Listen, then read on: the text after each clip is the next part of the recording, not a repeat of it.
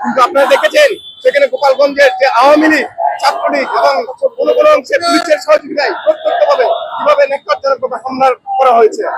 মনে করি এটা শুধুমাত্র নাহিদ ইসলামের উপর আক্রমণ নয়, এটা শুধু হাসপাতালের উপর আক্রমণ নয়, এটা শুধু নাগরিক পার্টির উপর আক্রমণ নয়, এটা জুলাই অভ্যুত্থানের উপর আক্রমণ।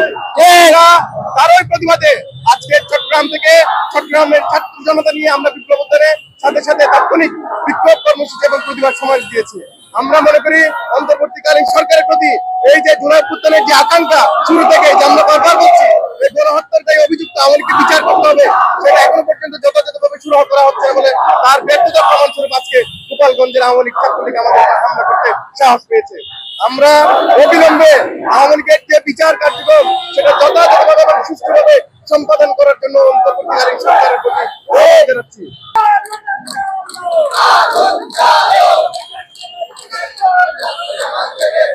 আপনারা জানেন গোপালগঞ্জে হচ্ছে এনসিপি একটা পদযাত্রা আজকে তাদের কর্মসূচি ছিল। তারা দেশব্যাপী যে কর্মসূচি নিয়েছে সেই কর্মসূচির আলোকে তারা আজকে গোপালগঞ্জ গিয়েছিল। সেখানে গতকাল থেকেই লীগের বিভিন্ন মাধ্যমে মানে দেশব্যাপী জানাতে যাচ্ছিল তারা হচ্ছে আজকে এনসিপির নেতৃবৃন্দ, জুলাইয়ের নেতৃবৃন্দকে আঘাত করবে।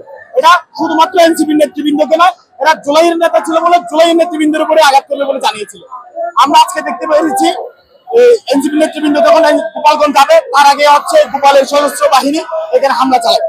তাদের কর্মসূচি যেখানে ছিল সেখানে হামলা চালায়।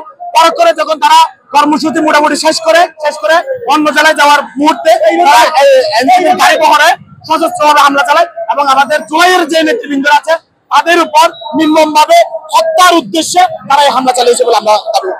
এর প্রেক্ষিতে আমরা আজকে চট্টগ্রামে সারা দেশে ব্লকের কর্মসূচি আমরা চট্টগ্রাম ব্লকের কর্মসূচি পালন করছি।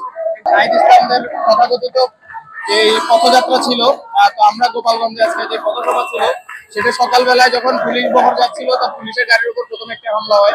তার পরবর্তী সময়ে হচ্ছে তাদের যে ওখানে গোপালগঞ্জের মাটিতে মুজিববাদ মুর্দাবাদ স্লোগান যাদের আসলে ভিত নড়িয়ে দিয়েছিল তারা আবার তাদের উপরে আবার হামলা করার চেষ্টা করে এবং বারবার হামলা করে। তখন পুলিশ এবং আর্মি নেমে হচ্ছে সেটাকে প্রতিহত করে।